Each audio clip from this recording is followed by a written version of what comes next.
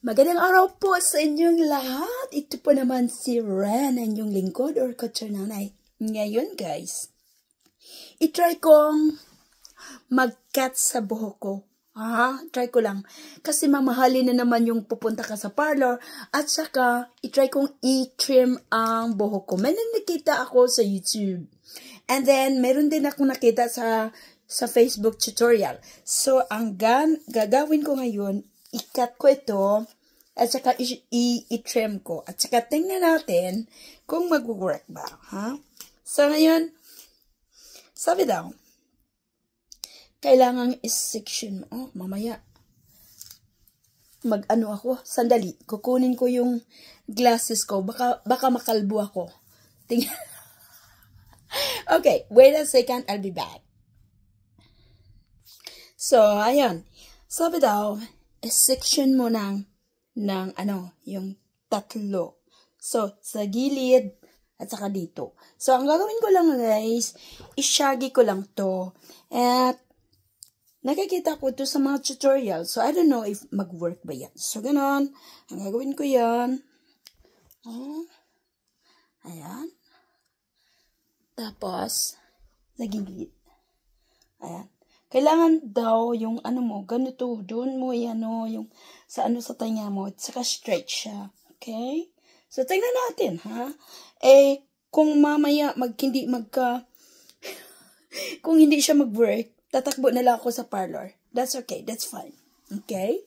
So, ayan. First na ganyan. So, wag ko munang gagalawin ditong sa likod. Sa kilid ko na lang uunahin. So, kailangan ko to baka makalbo ako. Ayan. Yan na. Yan na tayo. Ay, naku, nakakaano. Ay, Diyos ko, wag na lang. Long distance na lang yun. Kasi, mahirap mag-cut pag nasa may sa antiyohos ko. Ayan.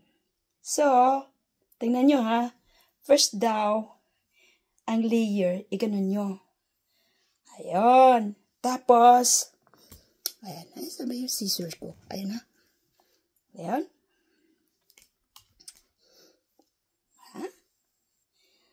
So, yan mo daw. Islanting mo daw yan. Tapos, yan mo. Okay? Tapos, yung dito, ikupit mo.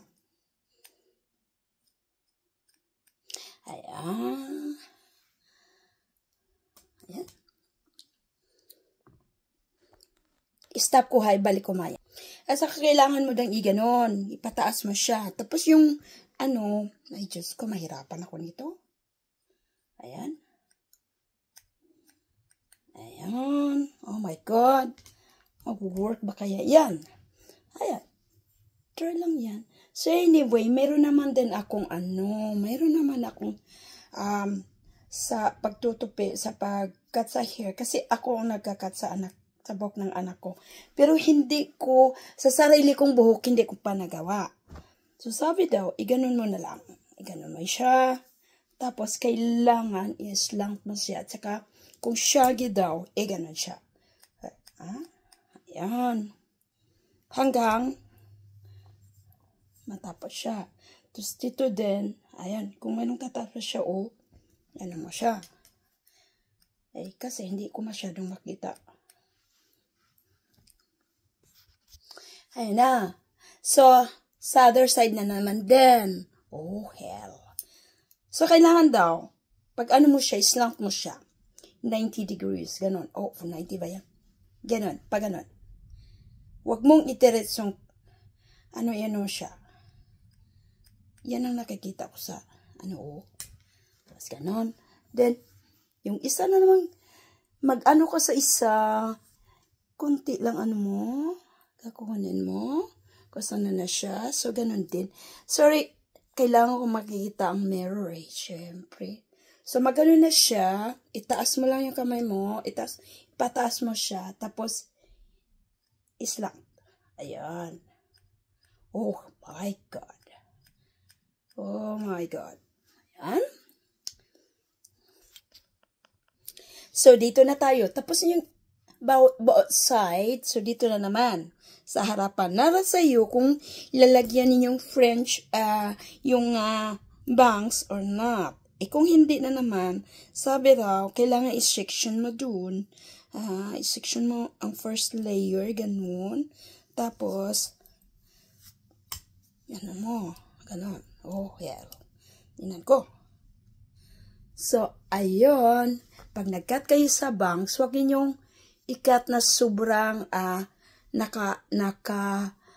yung lampas sa ilong mo. Syempre kung ilong mo matangos, ganun. Sa akin, wala.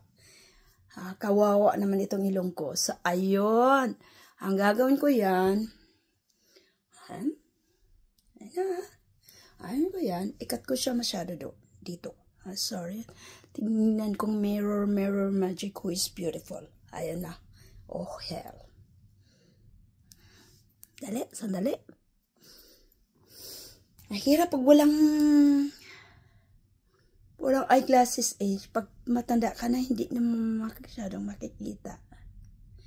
Yan na lang, kasi nakaabala yung, ayan. Ayan. Yan na. Diba?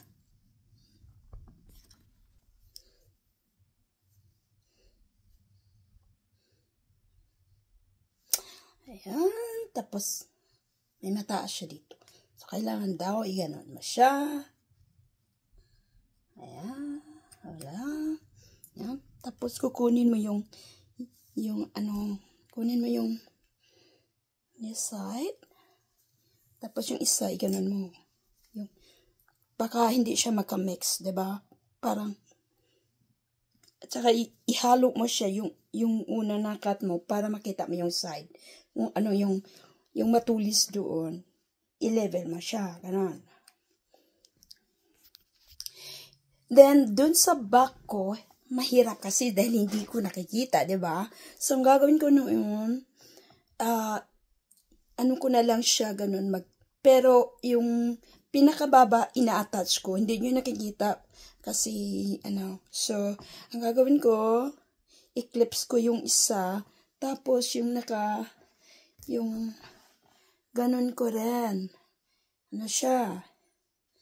Ayan. Ayan. Then, kukuha ako ng isa na naman din. Yung kalahati, i-attach ko din. Para hindi sila magkaano. Ayan. Oh my God. Tingnan ko to. Work ba kaya? To. So, ayan. Sana. Ayan. Siya.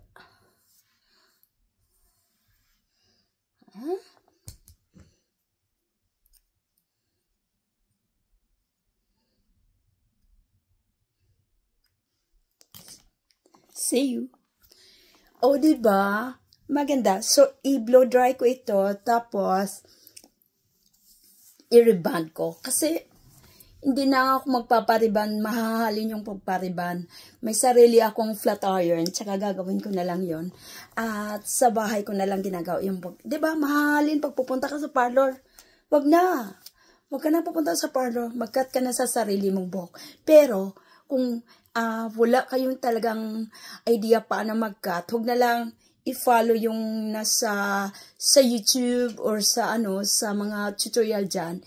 Kasi kailangan mo munang mag-aaral konti paano. May base naman ako sa pagkakat ng hair. Dahil akong nagkakat ng hair sa anak ko at saka sa asawa ko. Ayan lang. So, pero sa sarili ko, bahira, first time ko pang, I think second time nagagawa po itong style na ganyan. First time din nag-work, but one is very nice. I love it. Have a nice day and thanks for viewing. Iba-blow dry ko ito at ipakita ko mamaya.